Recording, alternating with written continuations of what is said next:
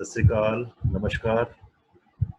मैं हाँ डॉक्टर जोग सिंह पाटिया और आप सभी का मैं 5th episode the secrets of Sukhmani साहब में स्वागत करता हूँ, अभिनंदन करता हूँ। 4th एपिसोड में हमने सिमरन के बारे में चर्चा की थी, सिमरन की महिमा के बारे में बात की थी। और सिमरन करना किसका है?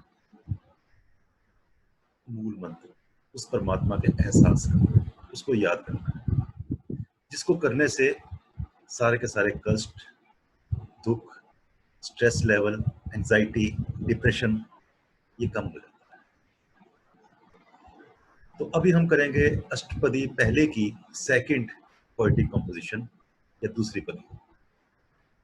इसमें भी सिमरन के गुणों की महिमा की गई है, साथ साथ उस सिमरन, उस परमात्मा के गुणों का एहसास भी कराया गया है, ताकि एहसास करते करते हमारा जो स्ट्रेस लेवल है, जो डिप्रेशन लेवल है, जो डर है, वो बाहर हो जाए। तो आइए आगे बढ़ते हैं।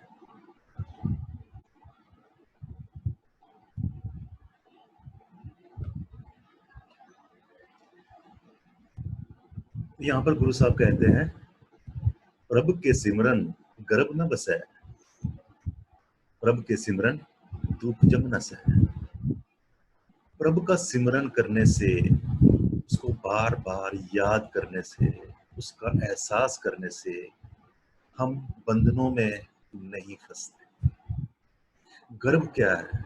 एक बंधन है, हमारा शारीरिक बंधन और हमारा मानसिक बंधन। जब हम गर्भ में आ जाते हैं, इस लाइफ फॉर्म में आ जाते हैं, तो हम कुछ बंधनों के बीच में जीते हैं, जैसे कुछ टेम्परेचर लिमिट्स, कुछ प्रेशर लिमिट्स, कुछ वाइटल साइंस, जिसके बीच में हम लोग जिंदा रह पाते हैं, अपनी एग्जिस्टेंस को कायम रख पाते हैं। इसी प्रकार से जो हमारा मानसिक लिमिट्स हैं, जैसे कि जो पेड़ पौधे हैं उनमें चेतना थोड़ी कम है, जानवरों में चेतना अधिक है, और मनुष्य में चेतना और भी ज्यादा है, बल्कि काफी ज्यादा है। लेकिन जब हम उसका सिमरन शुरू कर देते हैं, उस परमात्मा को याद करना शुरू कर देते हैं, उस ओंकार, एक ओंकार सतगुरु प्रसाद, उसको हम याद करते हैं, उसको रिमेम्बरेंस करते हैं, उसके गुणों को याद करते हैं, तो वो गुण हमारे अंदर समाहित होने लग जाते हैं। और उसके सिमरन से जो ये लिमिटेशंस हैं, उनसे हम बाहर हो जाते हैं, इन बंधनों से हम बाहर हो जाते हैं। तो प्रभु के सिमरन गर्भ न बसै, प्रभु के सिमरन दुख जम न सै। प्रभु के सिमरन करने से जब हम उसको लगातार याद करते हैं, तो जो दुख है वो दूर हो जाता है। जो मौत का डर है, दुनिया में सबसे बड़ा डर मौत का डर माना गया है, जम के नाम से जानते हैं। प्रभु के सिमरन से क्या होता है कि जो मौत का डर है और जो दुख है, वो भी भाग जाते हैं। प्रभु के सिमरन काल पर हरै, जो काल है, टाइम, वो हट जाता है। अकाल मूर्त की अवस्था हम लोग प्राप्त करने लग जाते हैं जब हम प्रभु का सिमरन करते हैं, उसको रिमेम्बर करते हैं, उसकी स्मृति करते हैं, उसको लगातार याद करते हैं। प्रभु के सिमरन दुश्मन डरै, हमारे जो दुश्मन हैं, हमारे जो रेजिस्टेंसेस हैं, जो हमारे आगे आ रही हैं, वो भी सारे हट जाती हैं अगर हम उसको अपने साथ महसूस करते हैं, उसका सिमरन करते रहते हैं। प्रभु का सिमरन किछ बिघन न लागै, और प्रभु का सिमरन करने से, उस परमात्मा को लगातार याद करने से जो विघन है, जो रुकावटें हैं, जो रेजिस्टेंसेस हैं, वो नहीं लगती। कई बार मौत बहुत पास आकर भी गुजर जाती है, कोई कष्ट बहुत नजदीक आकर भी पीछे हट जाता है, ऐसा देखने में अक्सर मिलता है। पर लगातार अगर हम उसका सिमरन करते हैं तो ऐसा होता है।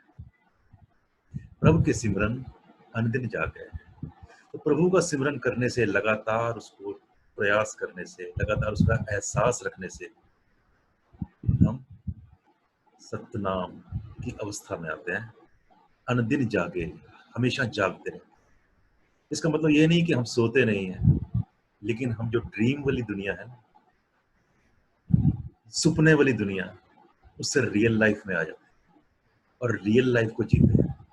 हमारी जो अवेयरनेस लेवल है वो बढ़ जाता है, और हमेशा हम जागृत अवस्था में रहते हैं, सोए हुए भी हम जागे होते हैं। तो प्रभु के सिमरन अनदिन जागे।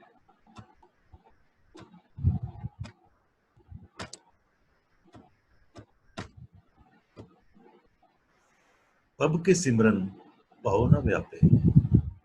प्रभु का सिमरन करने से जो डर है, भय है, वो नहीं आता। ये निर्भय की अवस्था फिर गुरु साहब ने जिक्र किया कि उसका लगातार सिमरन करते रहेंगे, उसको याद करते रहेंगे, उसको हमेशा अपने अंग संग महसूस करेंगे, अपने अंदर महसूस करेंगे, अपने बाहर महसूस करेंगे। तो जो भय है, जो डर है, वो रह ही नहीं जाएगा, कोई कष्ट नहीं रहेगा। प्रभु के सिमरन दुख न संताप है। और लगातार सिमरन करने से उस परमात्मा का जो दुख है वो हमारे को कष्ट नहीं दे पाएगा, हमारे को दर्द नहीं दे पाएगा। तो ये रचना जिन्होंने लिखी है, गुरु अर्जुन देव जी, आप जानते हैं उन्होंने शारीरिक तौर पे कितने कष्ट सहे। आप जानते हैं कि किस प्रकार से उनको कष्टों के साथ शहीदी हुई। जब वो तपती तवी के ऊपर बैठे हुए, तवी के नीचे आग लगाई गई और गरम गरम रेत उनके सिर पर डाली गई, जिससे उनका पूरा शरीर बिखर गया। तब भी वो क्या कहते हैं? तेरा किया मीठा लागे। इस घटना को भी वो परमात्मा का प्रसाद मान रहे हैं और अंदर से बिल्कुल शांत, बिल्कुल शांत स्वरूप। उनके ऊपर जो कष्ट शरीर पे आए भी उसको वो महसूस नहीं कर रहे। प्रभु का सिमरन साध के संग। अब जो प्रभु का सिमरन है, ये किसके साथ करना है?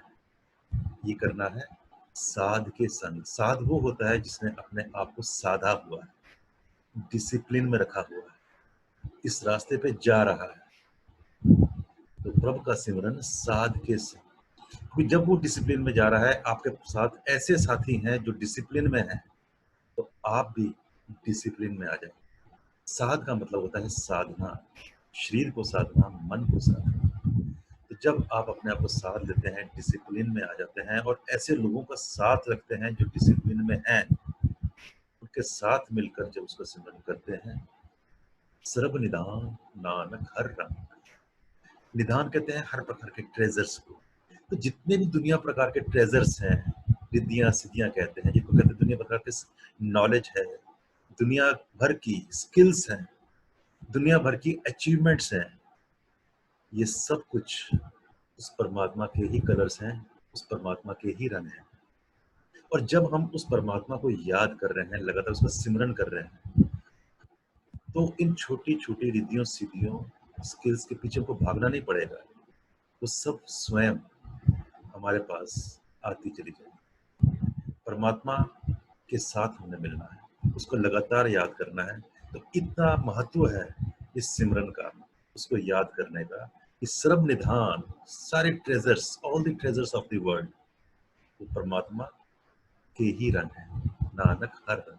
और यहाँ पे मैं एक चीज और बताऊं कि किसी भी गुरु ने, गुरु नानक देव जी के आगे जितने भी गुरु आए, जिन्होंने वाणी की रचना की, कहीं भी अपना नाम नहीं लिखा। हर एक उनकी पंक्ति में जहां भी उन्होंने लास्ट में उस पंक्ति का खत्म किया, उन्होंने गुरु नानक देव जी को ही वो मान लिया, क्योंकि वो एक ही ज्योत मानी गई जो आगे तक चलेगी। सिर्फ शरीर से फर्क नहीं पड़ता, ज्ञान गुरु से आया है, इसलिए उन्होंने नानक का ही हमेशा नाम लिया है। तो आज इतना ही। अब अगली बार हम चर्चा करेंगे पहली अष्टपदी की तीसरी पोएटिक कंपोजिशन या तीसरी पदी के बारे में, जो सिमरन के गुणों को और ज्यादा बखान कर रही है। नमस्कार, सत श्री अकाल, वाहिगुरु जी का खालसा, वाहिगुरु जी की फतेह।